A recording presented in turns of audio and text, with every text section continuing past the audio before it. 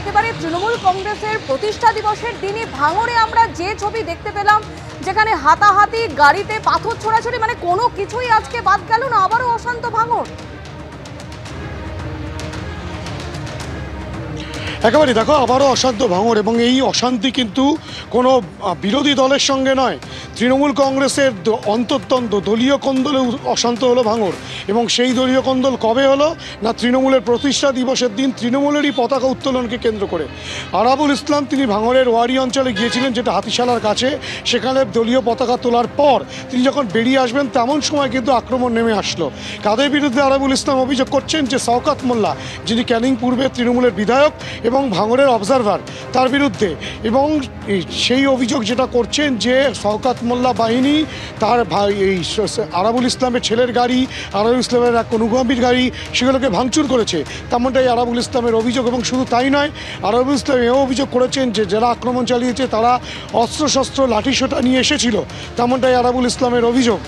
পাল্টা অভিযোগ আবার তার পাশাপাশি আরাবুল এটাও বলছেন যে শওকত মোল্লা তিনি এখানকার কেউ নন, দলের কেউ নন, তিনি এখানকার ভূমিপুত্র, তিনি পঞ্চায়েত সমিতির সভাপতি ভাঙড় 2 নম্বর ব্লকের। পাল্টা অভিযোগ আবার শওকত মোল্লা করছেন যে শওকত মোল্লার অনুগামীরা আগেই ওয়ারি অঞ্চলে যেখানে আরাবুল ইসলাম যে দলীয় পতাকা তুলেছেন সেখানে দলীয় পতাকা তুলেছিল, সেই দলীয় পতাকা নামিয়ে দিয়ে আরাবুল ইসলাম নতুন করে আবার দলীয় পতাকা লাগিয়েছে, এবং তার থেকেই কিন্তু অশান্তি ছড়ায়।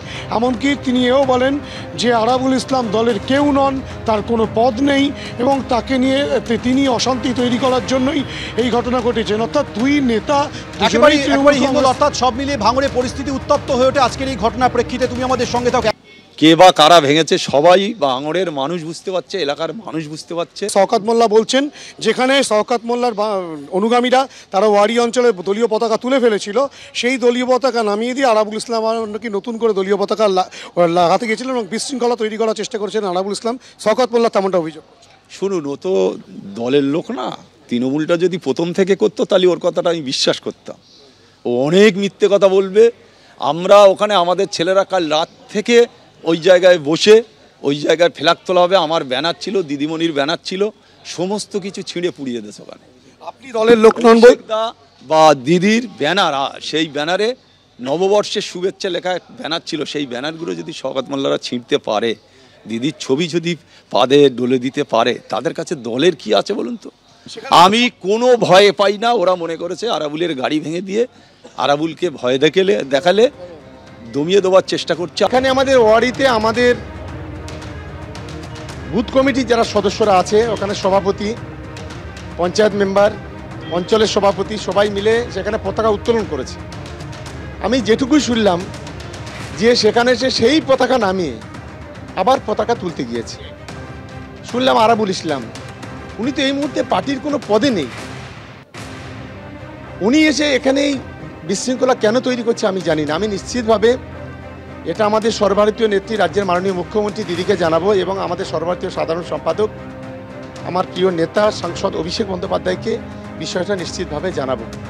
ভাঙড়ে কোনো গোষ্ঠীদ্বন্দ্ব নেই। ভাঙড়ে আমরা তৃণমূল কংগ্রেসের যারা নেতাকর্মী, যারা 2024-এ নির্বাচন করেছে, সবাই ঐক্যবদ্ধ এবং ঐক্যবদ্ধভাবে সকলেই কাজ করছে।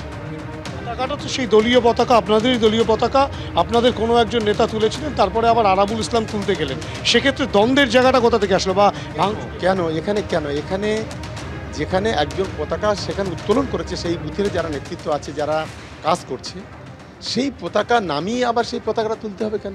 আরাবুল ইসলাম কোনো নেতৃত্বে নেই না, কোনো পার্টির কোনো পদে উনি নেই, এটা একদম পরিষ্কার ক্লিয়ার, এটা আমি জানিয়ে দিলাম।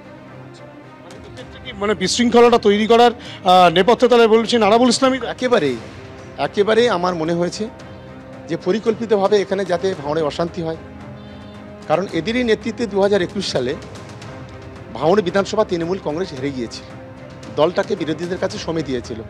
আজকে যখন ভাঙড় বিধানসভায় তৃণমূল কংগ্রেস মমতা বন্দ্যোপাধ্যায়, অভিষেক বন্দ্যোপাধ্যায়ের নেতৃত্বে সংঘবদ্ধ, যখন 2024-এ আমরা প্রায় 87,000 ভোটে এখান থেকে জয়লাভ করেছি, তখন সেই ভাঙড়ে যখন তৃণমূল কংগ্রেস কর্মীরা ঐক্যবদ্ধভাবে লড়াই করছে, তখন পিছন থেকে আমার মনে হচ্ছে যে পিছন থেকে কলকাঠি নেড়ে এখানকার পরিবেশটাকে নষ্ট করার চেষ্টা করা হচ্ছে। সুতরাং পরিবেশ নষ্ট করার যে নেপথ্যে কিন্তু আরাবুল ইসলামই দায়ী, তেমনটাই কিন্তু সরাসরি অভিযোগ করছেন শওকত মোল্লা, এবং তিনি বলছেন যে তাদের তোলা পতাকাকে আবারও নতুন করে তুলতে গিয়েছিলেন আরাবুল ইসলাম, এবং সেক্ষেত্রেই কিন্তু তা নিয়ে গণ্ডগোলের সূত্রপাত।